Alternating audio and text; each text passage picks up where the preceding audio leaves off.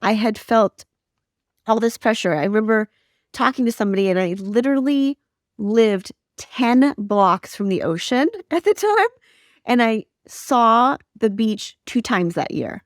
And that is so sad to me because I could have Oh, taken every opportunity to just walk the dogs to the beach every morning, right? But I didn't in my mind have that time because I only thought that I had to work.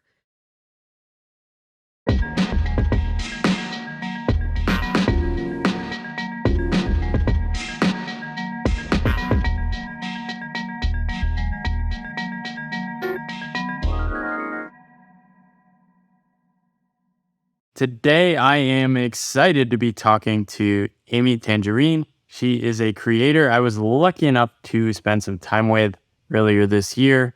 Got to know her, her kids, her husband, beautiful family, and really inspired me to just as a parent and as somebody who has figured out how to channel the act of creation into her life into something really powerful.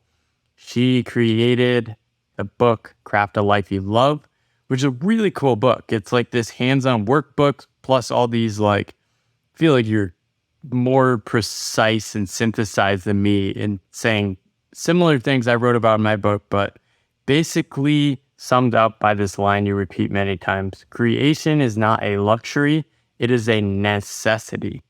Love that so much. Welcome to the conversation and podcast, Amy. Thanks, Paul, for having me. The question I start out with, and I'm excited to hear more about your story, is what are the stories and scripts you grew up with that sort of told you this is what I'm supposed to be doing as an adult? Fortunately, even though I grew up with immigrant parents, they were born in India. I'm Chinese. They raised me in a way where they truly believed I could do anything that I wanted, anything that I put my heart and my mind to. And I think that's different than a lot of Asian upbringings. Even though they had high expectations for me, they didn't pigeonhole me into thinking that I had to be an engineer, a doctor, any of those typical maybe storylines that other Asian families experience. And while they did set a bar and standard that was high, I also believed that the most important thing was to be happy and to be kind. And, it's nice to be able to make money and support your family as well, obviously, but they really were so supportive in nurturing the kind of human that I think I have evolved into. Is that due to them being sort of immigrants to India? I'd love to hear more about how Well, that's they were, influenced their path and how that was and passed to you. yeah, I'm not really sure. I've been looking at a lot of, I've been doing a little bit of my own sort of in-depth diving into ancestral trauma. And I know that sounds really strange, but my dad passed away in September and he was my favorite human. And I truly believe that there are wounds that he wasn't responsible for carrying, which may have been passed on to me, which I hope not to pass on to my children in a negative way. Now, I think that we all have obviously our own struggles and personal uh, shifts that we need to make for whatever reason, but I believe that their upbringing in India really shaped who they were. My dad ended up, he only told me a few years ago that he was actually given away as a baby.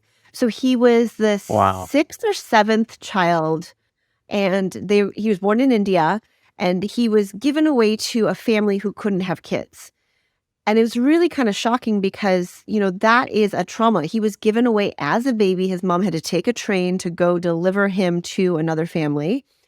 And unfortunately, the mom who he knew growing up until about the age of either 5 or 6, it's a little unclear, she ended up passing away. And so the father he knew as his father found another woman and decided to give my dad back to his original family. So here he Wow. is at 5 or 6 years old. He's given back to his original family. A little brother has already been born. So he always felt like the black sheep of the family. And when he met my mom and they immigrated to the States in 1970, it was really important for them both to pursue the American dream, right? And so maybe part of their experience in life was that they had the opportunities of moving to this country and fulfilling what they thought of as the dream, which he was an engineer for his whole life. And my mom had various jobs, but one of the main things they wanted for me was to obviously be happy, but also I remember he used to subscribe to Entrepreneur magazine and they talked about owning their own business. And my mom said, oh gosh, if we could have anything, it'd be amazing to have a little restaurant and all of these things, right? Because that's what they wanted to pursue, but they never did because there was a rational side of them saying, I have to have a job with benefits and the 401k and all that and not really venture out on their own. It was almost too scary for them, especially because they lived in a suburb of Chicago where I grew up that was a little bit more affluent, although I feel like we were the poorest people in this affluent suburb, if that makes sense, because of the school being really good and it was public. That's the reason we moved to that neighborhood. That makes a lot of sense. And I mean, doing your own thing was a lot harder. It's easier to make money doing things online like we're doing today than it was like starting a restaurant is really hard. Most of them fail. But you wrote in your book, you said your dad also built furniture and that also inspired you. Absolutely. My parents were both very creative and crafty. My mom continues to be creative to this day. And I think it's really important to show the, I guess, different sides of who you are as a parent, right? Because my dad, he loved being a dad, first of all. And what really showed in the fact that on the weekends, we spent so much time doing either things that I loved or that he loved. And part of his passions were to do things with his hands. Because he was a mechanical engineer, he knew how machines worked and loved to tinker around. He actually, my uncle on my mom's side, my mom's brother, tells me a story of how when they were younger, my dad built a foldable bicycle, but he never knew how to approach getting a patent on it or anything because he just wanted to build this thing that he could fold up, take along with him, and then store somewhere easily and then unfold it and ride home. And so he built that. And it was so interesting because nowadays, obviously, if you were to invent something that wasn't made before, you would hopefully do the things that were necessary to make it so that it could be available to more people. But he just wanted to do it for himself. And he just built this thing without any desire to say, oh, no, I need to market this. I need to patent it. I need to do all these things. He just needed it and wanted it and built it. One thing that jumped out, a story you growing up, you're 5 years old and you hadn't spoken English really, but were sort of consuming it through Sesame Street. And like, I'd love to hear just more about that. I mean, you're 5 years old, so not sure how much memory you have of this, but do you think like growing up with different languages and being thrown into different environments, you sort of had this approach of, okay, I can figure things out? Maybe. I don't really recall the fact that I didn't understand English going into kindergarten, but my parents very much knew that, right? We spoke Chinese at home. I never had babysitters or nannies. I didn't go to preschool. So I was raised by my grandparents who actually spoke this dialect of Chinese called Hakka. It's not even Mandarin. It's Yeah. barely spoken. And so I go to school and my parents are completely floored with the fact that, oh my goodness, our child may not know how to communicate what's going to happen. They're a little scared, but they don't let on to it. And they said I just sort of started off as a shy child, right? At least that's what the kindergartner said, or the teacher said about me. And then slowly I just adapted. So maybe part of it was, and they actually credit Sesame Street for teaching me English because that's how I picked it up, right? I was watching TV growing up in the early 80s, and that's what was on most of the time. And my grandparents never limited my screen time. They just, if I wanted to watch TV, I watched TV. If I wanted to go to the park, we went to the park. So it wasn't something that I was necessarily aware of, but I think maybe it had something to do with how adaptable I was able to be later on. Unfortunately, my dad also wanted me to be Americanized, so he didn't require me to continue with my Chinese at home. After about the age of 10, I said to my family that I only wanted to speak English at home, and they both sort of said, okay. Unless I was talking to my grandparents, of course. Yeah, it seems like there's a lot of regret, especially. I mean, my grandmother spoke fluent French. Nobody in my family speaks French. It's like now it's much more like, you have to teach your kids. Like, also, I have enough like friends who grew up with their parents spoke a foreign language, and they're like, "How did you not teach me this? Like, it's so hard now." Right. So that's like Agreed. definitely our plan to speak Chinese at home, and like hopefully I can keep up with our daughter. Wonderful. I love that Yeah. idea. It's so important. Our son is actually in a Spanish immersion school, and it goes through 5th grade where it's, immersion. So it's really amazing to have that, especially living in Southern California. Definitely. Talk to me about so graduating college. You were pretty into the fashion industry. How do you think your conception of like how you were thinking about your path after college at that time?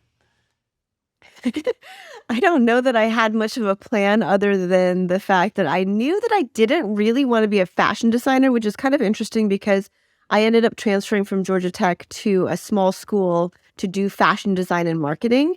And then I was a stylist, a freelance stylist afterwards. And I had all these part-time jobs. And I think what was such a gift at that time was that through freelancing, I was able to experience so many different parts of different industries. I was a receptionist at a modeling agency. I was a hostess at a restaurant. I ended up being a contributing editor to a magazine after being an intern there. I got to experience so many different areas of a lifestyle that I wanted to embody without even realizing it, right? Because I was making these connections without it feeling like networking. It was just me part of my job was to talk to people and to be around them during events or making sure that everything was all set for private rooms at the restaurant, whatever the case may be.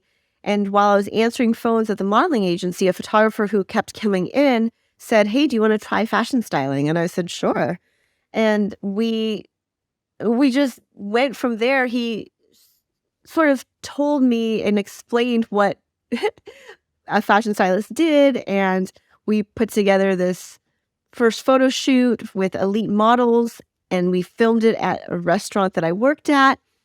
And it ended up that, a couple months later, I was sent down to Miami to work for a magazine shoot. And there were just things that happened along the way that led me to believe that I was doing the right thing, even though I had no idea what it was.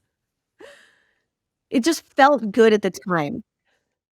It was sort of the sense of doing different things and just how your life was structured more than like you're aiming at a certain like type of job or type of role.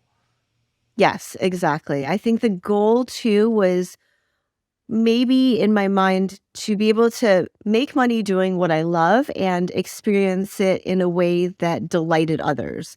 Because producing photo shoots, because I was freelancing, producing photo shoots was great, but it wasn't something I could do every day.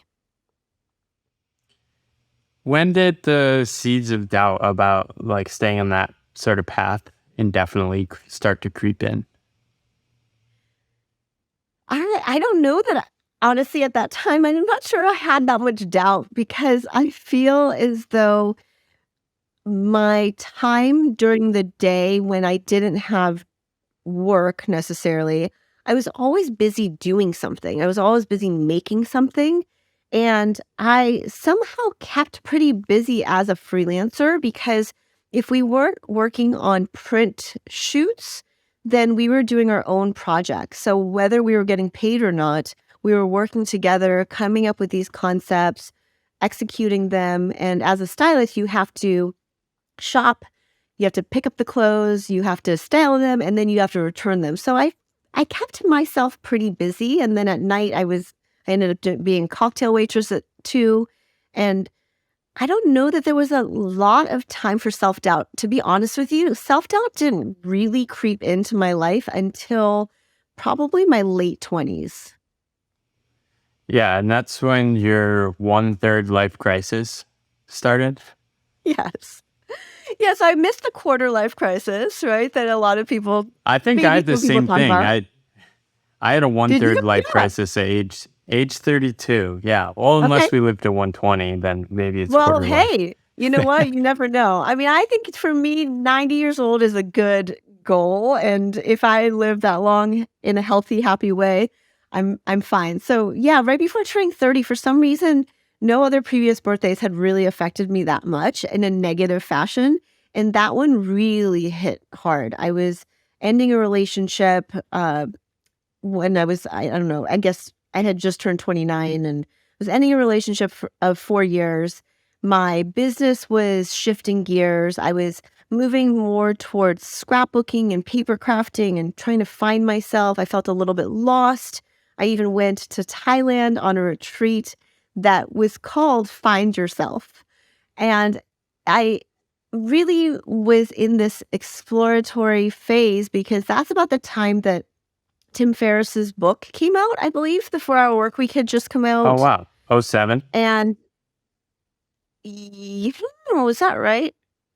Yeah, so maybe you're right around that time because I didn't meet JC until 2009.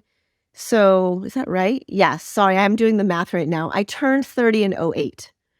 So that makes sense. And I was having this realization that life was moving really fast. And though I had this successful business where we sold to 250 boutiques, we made a lot of goals and markers that I wanted to hit. I wasn't completely happy or content. I was actually kind of miserable because though I love designing and creating and making, I was only spending about 5% of my time doing that. And the other 95% of the time was doing the small business stuff, managing people. I had 10 people on my team. I had all these reps around the world. And really, there was just so much. And I felt like there was too much pressure put on a 20-something-year-old where I almost felt as though I didn't really get to fully experience the fun and carefree youthfulness of it. Even though now that I look back, I really did. At the time, I just didn't want so much responsibility. I didn't want other people's lives depending on my decisions every day. Do you think you feared just losing touch with that creative side too? Absolutely. There was a part of me that was getting a little bit, I don't know if I was jaded, but the fashion industry is a lot of pacing and a lot of keeping up and going ahead of the trend. And once you get the next big thing, you're thinking of the next big deal. And it just kept on adding up to a point where even though I had reached this goal of mine that I would consider success, the marker kept moving and shifting in a way that didn't feel true to who I was. So yes, I didn't have time to get in touch with my creativity during those 5 years of really hustling, right? Truly hustling and not doing it with heart.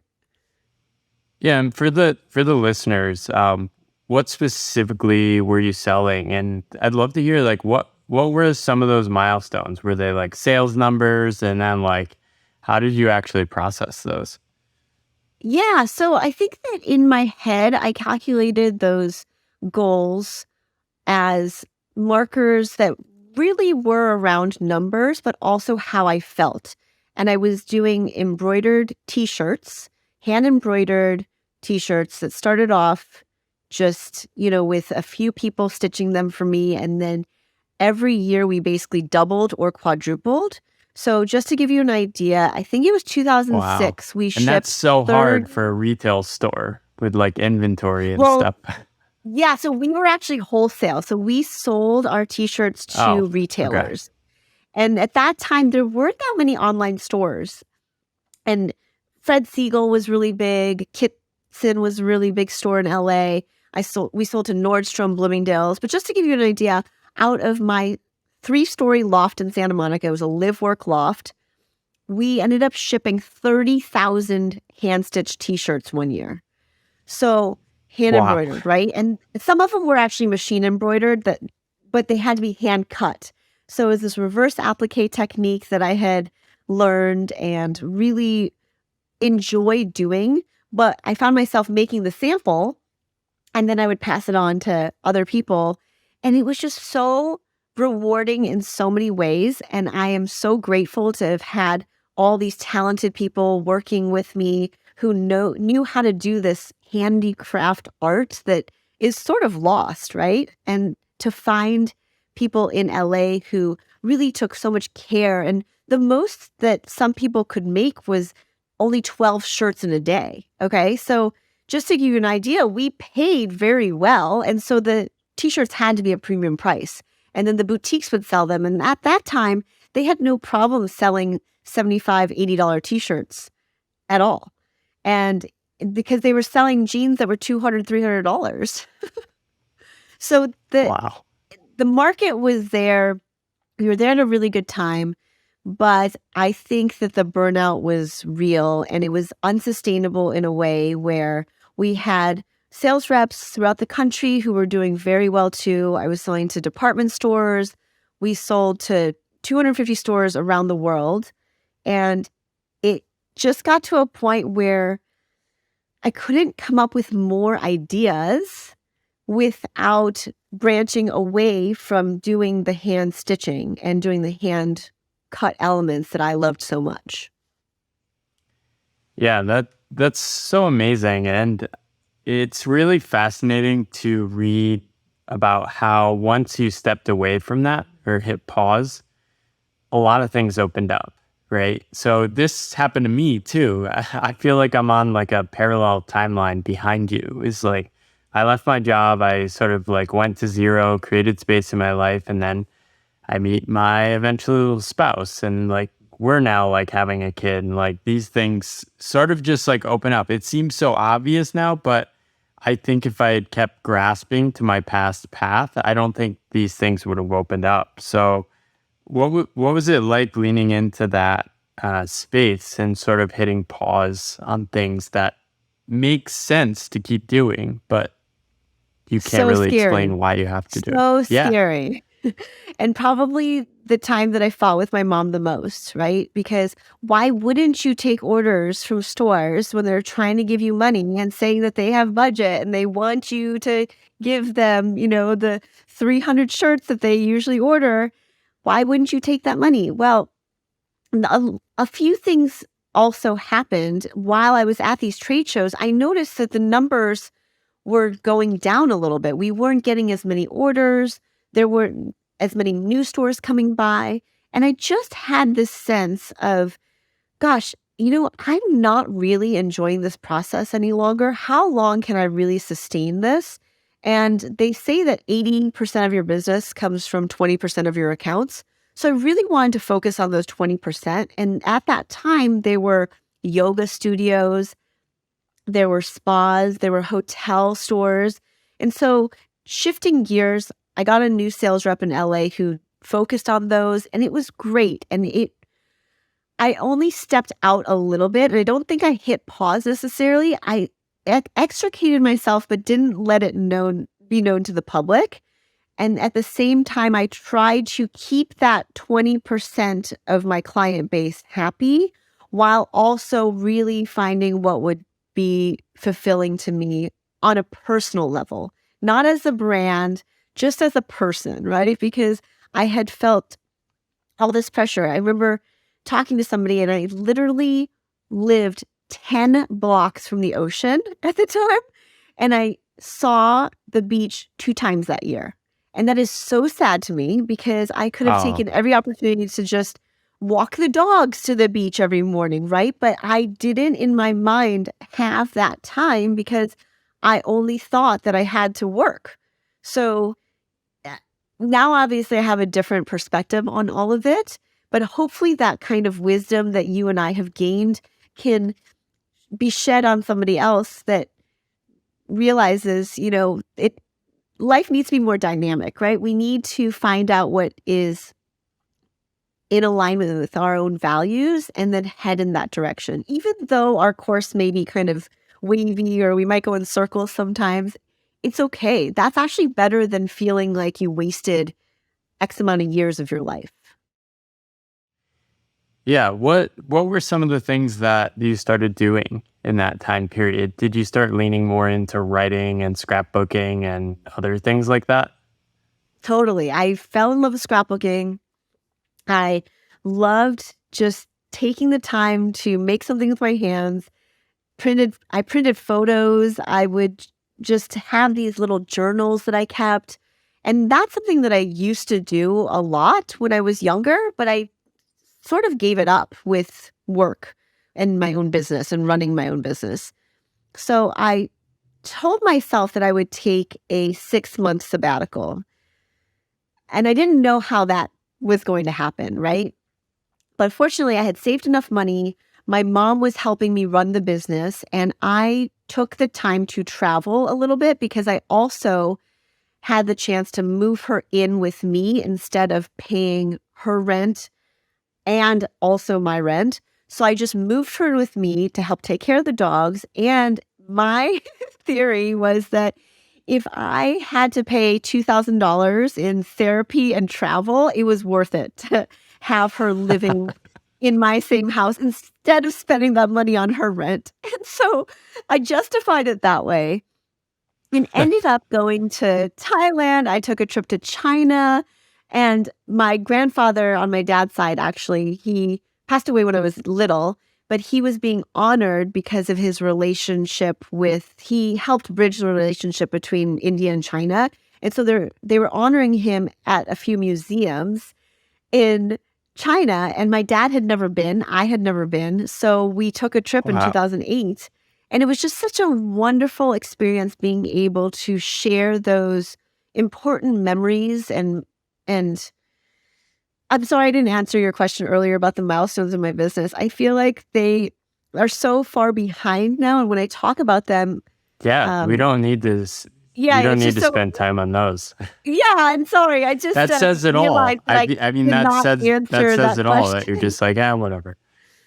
No, I just think that sometimes you have to go through those things that you think are going to matter so much, right?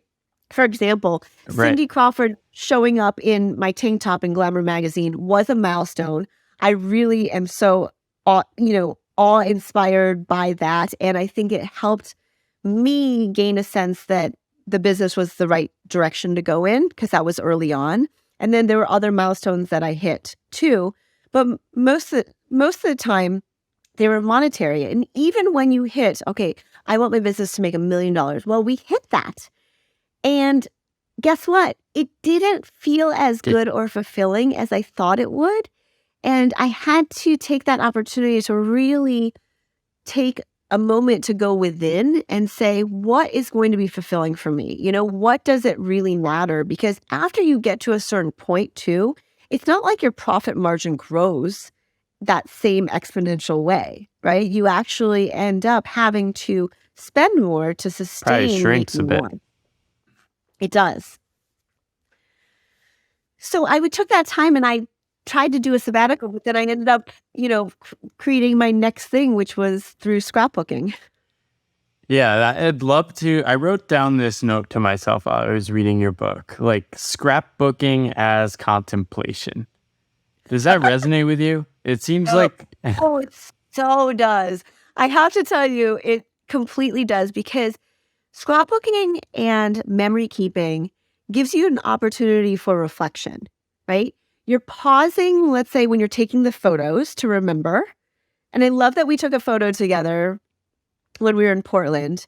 It was a selfie, and it was just one silly photo, but there was so much feeling that I get from looking at that one photo, right? And having dinner together and spending some time really Yeah. getting to know each other on a deeper level. And then when you're actually scrapbooking with the supplies in front of you, you're almost reliving that memory. And then there's another opportunity to relive it while you are sharing it with others. And that whole time, you're contemplating what it means to you.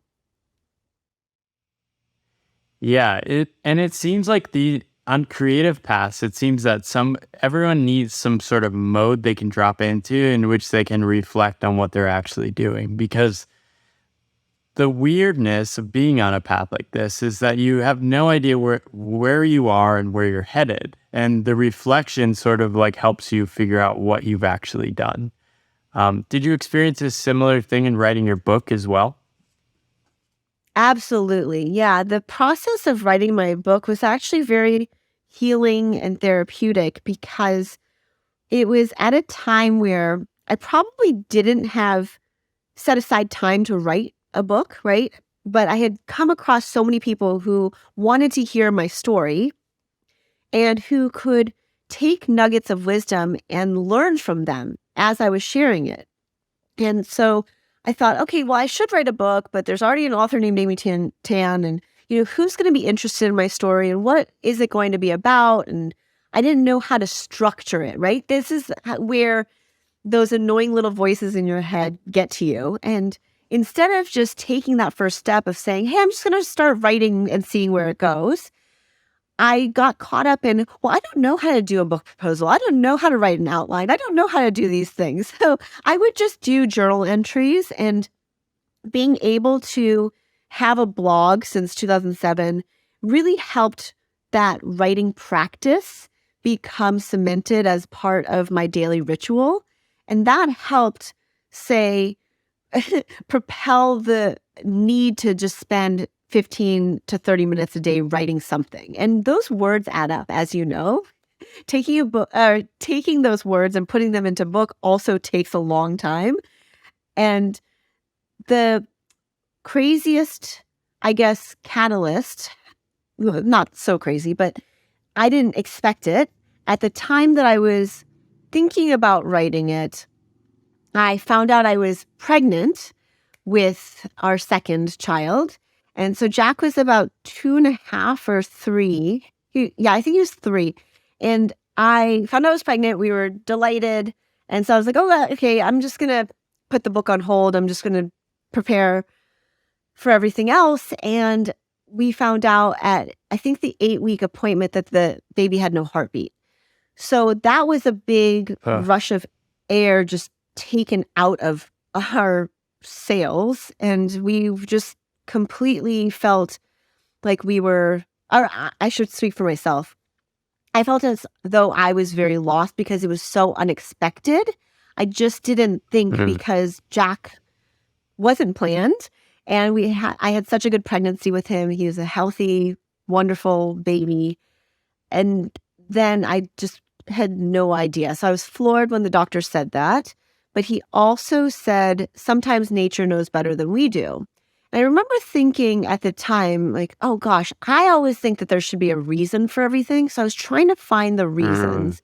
And I decided that the only way that I could fulfill the obligation to myself to feel worthy, and this is horrible, was that I needed another project. So I birthed a book instead of birthing a baby. And that's how I felt. And I remember going through my journals at the time, really feeling like I wasn't worthy as a mom because the miscarriage happened. And that obviously is not true. And I would tell everybody who's listening, if you're affected or somebody who's had a miscarriage and they're healing from it, and it's so, I didn't realize it was so traumatic at the time, but then I continued on, and I actually had 4 miscarriages in 4 years before our surprise Juniper. uh, I found out I was pregnant on April 1st of 2020. So it was Wow. a delight. And now she's 2 years old. So the story does have a happy ending. And I think that I'm sorry I didn't give a trigger warning for that. But I really believe that sometimes our darkest days can prove to deliver some bright moments. Yeah, I appreciate you sharing that. And I think just going through pregnancy with my wife and I, like, we were both talking about how we wish more people would share things like this. Because once you start going through the process, you realize all these things are very common. It's just that people don't talk about them. And it actually sort of makes sense that you channel that energy into creation. Um, I like you'd have to fight me to take the right to create out of my life. And I think when people experience this connect, it's sort of like, I have such a hard time describing this though. It's sort of this connected, deep, like just like true state. Um, do you sense like there is that sort of force driving that too? Well, you put it so well because you're absolutely right.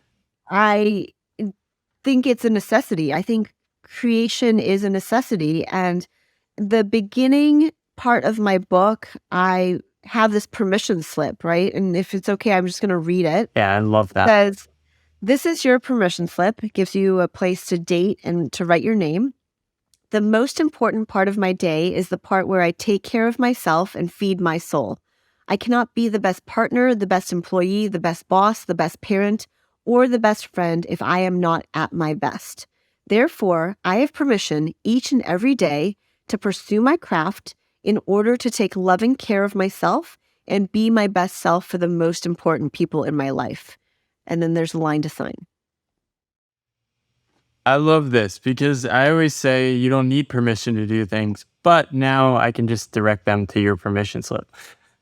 I kind of have the same outlook as you do, but I realize that people need their own permission or validation or put whatever word on it that you would like to, right?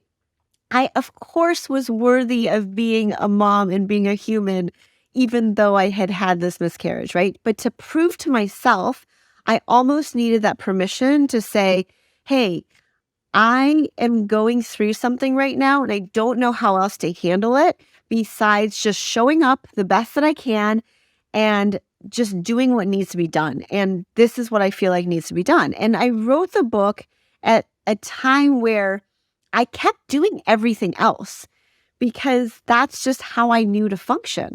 And that actually helped, I think, it's interesting because I feel like people can use their work as a coping mechanism almost, right? It was also the Yeah. time where I realized that maybe I am too much of a workaholic. And so you have to channel your energies where they are deserving. And that's just what felt right to me. Yeah, you talk about this in the book as well about when you're nervous, that is probably a sign that you should try something, right? But it's you sort of need some discernment around what kind of nervousness, because I think there's also the kind of like, maybe I would call it anxiety rather than nervousness, which is like, oh, I actually don't want to do this and I'm being drawn towards that. How have you started to like filter what to actually focus on better? Oh, I love that question. And I think that lately I have been really trying to listen to my intuition more and more and trust it because it has never let me down throughout the years. But I did have to come up with my own filter to figure out what the next step was and which direction I wanted to go. And that's as simple as something that I started years ago called the 3 F's. It's freedom, fulfillment, and fun. And those are the filters that I run everything through now. And it used to be that, let's say, a job opportunity or a collaborative opportunity would come up. I would run it through those filters. As long as it fulfilled 2 out of the 3, I would say yes. But now it has to fulfill every single one, every single category. It has to give me creative freedom. also a little bit of financial freedom in just that respect, right? Let's say it's a collaboration, and it has to fulfill me in a way that I feel is true to who I am and something that I can creatively show up for the client. And then third, it has to be fun. I have to like who I'm working with. I have to like who I'm serving. I have to like who I am making this for. How do you measure creative freedom? Whew. Usually, it's a very good question.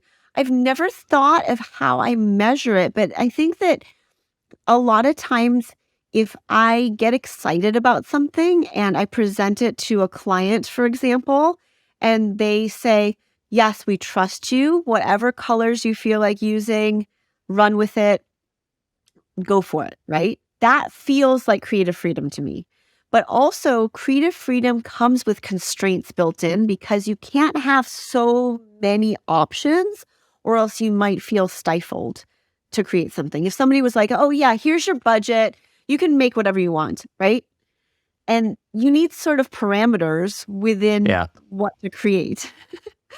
So, creative freedom, yeah, I think that measurement has to be based on the individual. What would you say? How do you measure creative freedom? Yeah, I think it's interesting you asked this because um somebody just asked me to do a sponsored video for this app on it's like a PowerPoint plugin.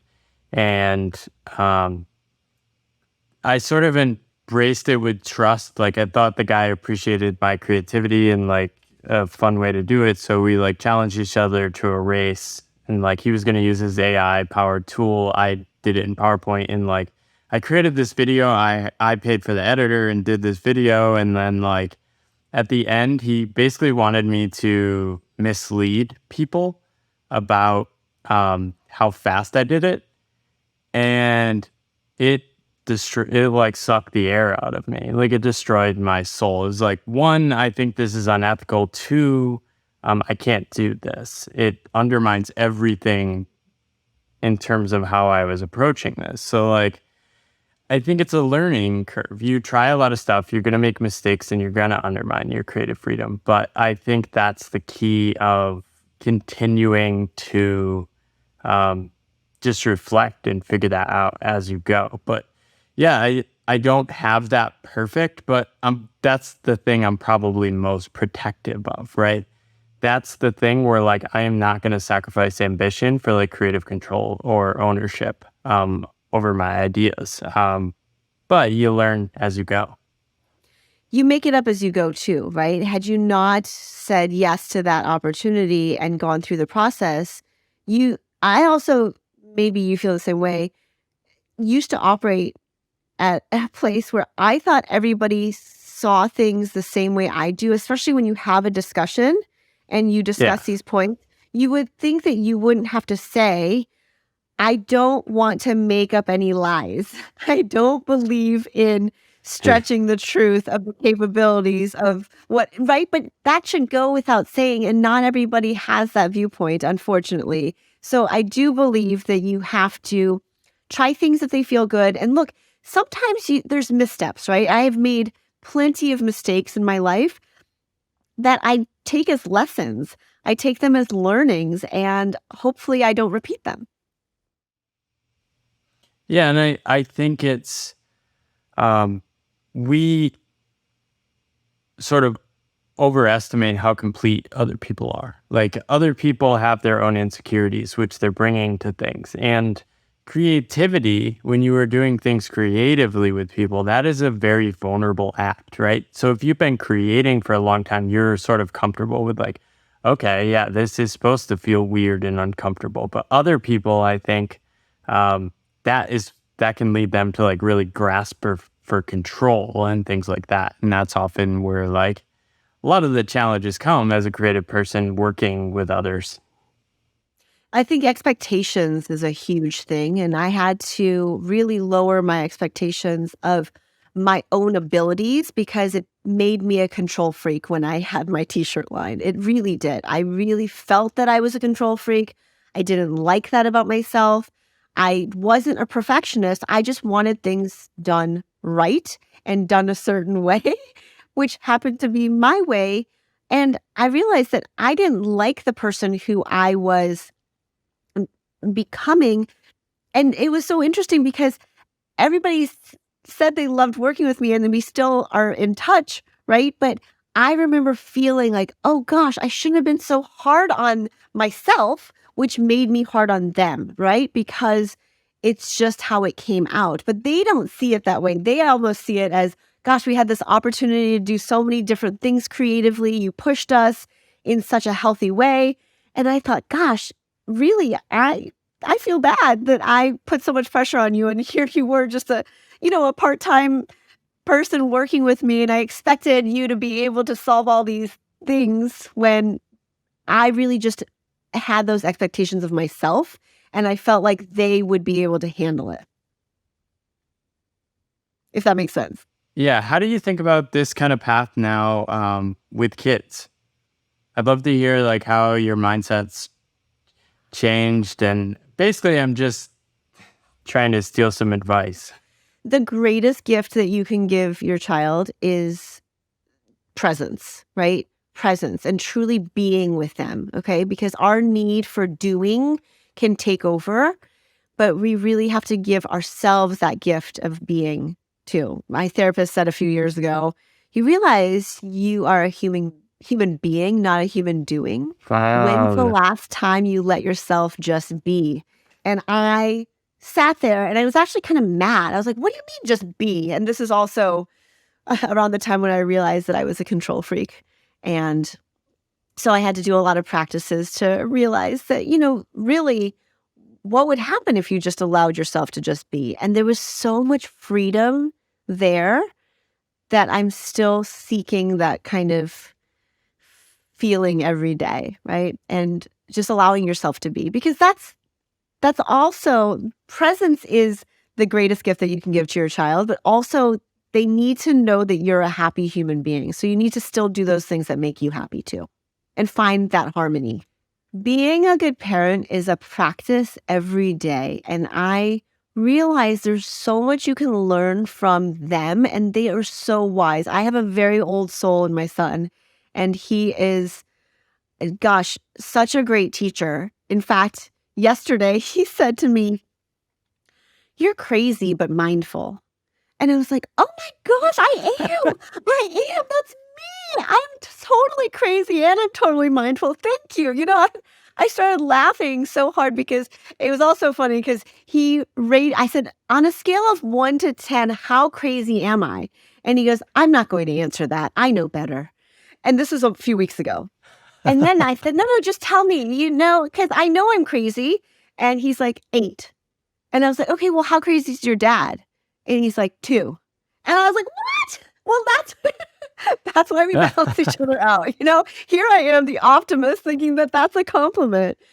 I really think that you will know in your heart all the things that the answers will come, and you'll misstep, but in small ways. And it's so interesting because I overthought so much, and I still overthink. I tend to overthink.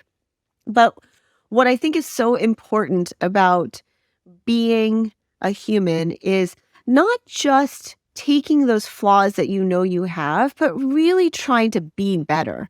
Okay, so in my overthinking, I don't want to have so much doubt that I don't take action. And that's what I want him to realize, is that even if he's swirling in his mind about doing something, or let's say he has anxiety about something, or he's worried about something, it's really easy for a parent to say like, oh, don't worry, you're safe, you're held, you're loved, you'll do great. But until the child builds up that confidence in themselves and is able to extract what they need to from their wisdom, I always just want him to trust himself, right? I want him to listen to his intuition and trust it, and to not overthink and over worry, because it's such a waste of time. I think I was watching a video by Martha Beck, and she was talking about worrying and how it's just a waste of time. Like, do not worry. And I come from a long line of worry warts. How am I supposed to shed that, right? It's part of who I am. I have to worry. But that's also a lie. I think that's a lie that we've told ourselves, is that we have to worry. We don't have to worry. We can trust. We can trust in our abilities. We can trust in our, I don't know if you want to say the universe, whatever you believe in, spiritually or not. You can trust in the work that you're doing on yourself to hopefully lead you to where you need to go. Yeah, there's a line that says something like, the things we worry about are not the things we need to worry about, and the things we don't worry about are the ones we probably should be worrying a little more about. And I just love that. It's so simple and sort of just makes sense.